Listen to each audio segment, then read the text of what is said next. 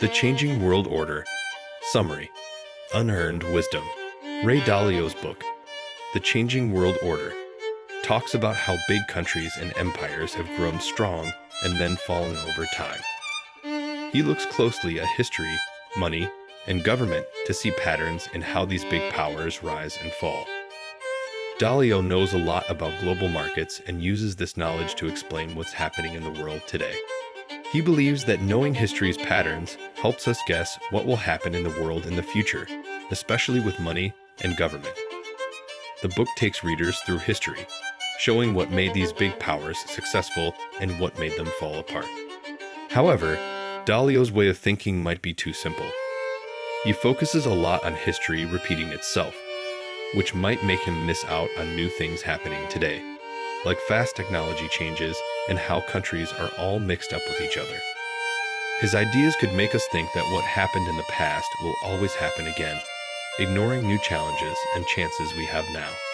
Also, Dalio might pick historical events that only support his ideas and ignore those that don't. This might make his conclusions too general and not fit our complex world.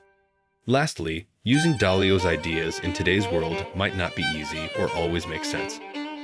Learning from history is good, but our world has changed a lot, especially with new technologies changing how we live and work.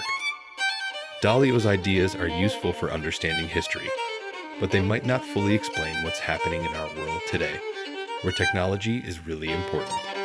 With this in mind, let us proceed with this summary. Dalio's background and expertise. Ray Dalio is a finance expert and founder of a big hedge fund. He knows a lot about market trends and how economic policies affect the world. He wrote a book called Principles about his ideas on life and work. His new book, The Changing World Order, uses these ideas to talk about big world issues. In this book, Dalio doesn't just look at money. He also thinks about culture, technology, and military stuff to explain why some countries get powerful and others don't. This mix of different topics makes his book special for understanding global trends. Dalio's book is about how big countries and empires grow and then fall. He makes these ideas easy to understand for everyone, not just experts. He talks about how countries get strong because of good leaders, new technology, and growing economies. For example, he shows how the British Empire grew a lot because of the Industrial Revolution. But he also explains how countries can lose their power. Things like spending too much, having financial problems, fighting within the country, and changes in the world can make a country weaker. Dalio uses examples like the fall of the Roman Empire and the British Empire to show how bad decisions and internal problems can make a powerful country less powerful. Key factors in the rise and decline of powers. Ray Dalio points out some important things that affect how powerful countries are. Economy. A country's power is often based on its economy. Things like how much it produces, its trade, and how stable its finances matter a lot. Technology. Being ahead in technology can make a country really strong. Countries that have been leaders in new inventions have often been very powerful. Military. Having a strong military with good weapons and strategies is key for a country to become powerful. Good leadership. It's important for a country's leaders to make smart decisions, keep things in order, and handle changes well to keep their country powerful. Dalio looks at history to explain these points. He shows how these things work together and change over time, making countries more or less powerful. His book helps us understand not just the past, but also what's happening in the world now. He shows how power changes over time and gives ideas on what might happen in the future. Economic and political cycles. Long-term debt cycles and their impact on world economies. In The Changing World Order, Ray Dalio talks about long-term debt cycles and how they really affect countries' economies. He says these cycles last about 50 to 75 years and have periods of growth, then a lot of debt, and finally, a time when the debt is reduced. These cycles are super important in how countries become powerful or lose power, as they change the economy, society, and politics. Dalio explains that when times are good, countries borrow a lot and feel rich. But when they have too much debt and can't handle it, they have to cut back, which can make the economy weaker and sometimes cause big problems like the Great Depression or the 2008 financial crisis. These debt cycles can really change who's powerful in the world. He also talks about political cycles. These are changes in how countries are run, their policies, and their leaders. Political cycles are affected by things like the economy, what people in society want, and relationships between countries. Hard times can cause big changes in politics, like new leaders or movements. Good times usually keep things the same.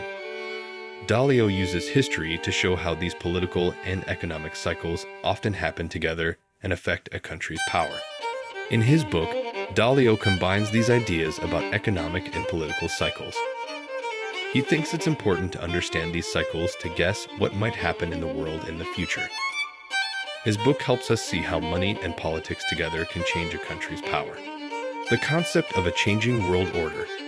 Dalio explores how the world's power balance, economics, and politics are governed by big systems that change over time. He says these changes happen because of things like how economies grow or shrink, new technologies, big events in world politics, and wars. Dalio tries to find patterns in these changes to help us understand how these big world systems, or world orders, change and what signs show these changes are coming. Dalio thinks one important sign of change is how strong countries' economies are. For example, if a new, strong country starts to challenge an already powerful country, the world order can change. This happened when the British Empire became powerful after the Dutch Empire weakened, and later when the United States became a superpower after World War II. He also looks at how new technologies change who's powerful. Countries that lead in new technologies often become more powerful economically and militarily. The British Empire grew strong during the Industrial Revolution, and the United States gained power with the Digital Revolution. Dalio also talks about how really new technologies, like artificial intelligence and renewable energy, might change which countries are powerful in the future. And he looks at how big changes in world politics, like new alliances or conflicts, can shift power. He mentions how China is becoming more influential and could challenge the current world order, which is mostly led by the United States. Case studies, historical examples, and lessons. Dalio uses real examples from history to show how big countries become powerful and then lose power. He looks at different times in history and examines how money, politics, and military actions have affected big countries. A key example Dalio uses is the British Empire. He explains how it became really powerful because of new industrial technologies, taking over other countries, and having a strong navy. But he also talks about why the British Empire lost power, like spending too much on wars and facing competition from countries like the United States and Germany. Dalio also talks about how the United States became super powerful after World War II. He points out how the US had a strong economy, led in technology, and made lots of international friends. He also mentions the Bretton Woods system and how the US dollar became really important worldwide. Dalio uses these stories from the past to help us understand what's happening in the world now and what might happen in the future. He says the rise and fall of powerful countries happen in cycles. For example, just like the British Empire had problems and faced new powerful countries, the United States today is facing similar challenges with the rise of China and other issues. These examples help Dalio show that no country stays on top forever. By looking at what happened before, he thinks we can guess and get ready for what might happen next in the world. Current global trends. Dalio looks at today's economic and political situations using what he's learned from history about how big countries rise and fall. He spots some important trends that are changing the world right now. One big thing Dalio talks about is how China is becoming really strong economically and is starting to challenge the United States, which has been the most powerful country for a while. He talks about how fast China's economy is growing, how it's becoming more important in global trade, and its efforts to be a big player in world affairs. Dalio compares this to times in the past when new powerful countries started to challenge the ones that were in charge.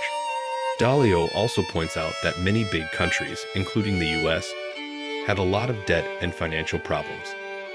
He says these money issues, along with fighting within countries and problems in society, are similar to what's happened before when powerful countries started to lose their power. He warns that if these problems aren't fixed, they could really change who's in charge in the world. Dalio thinks these changes will affect big countries and the whole world's economy.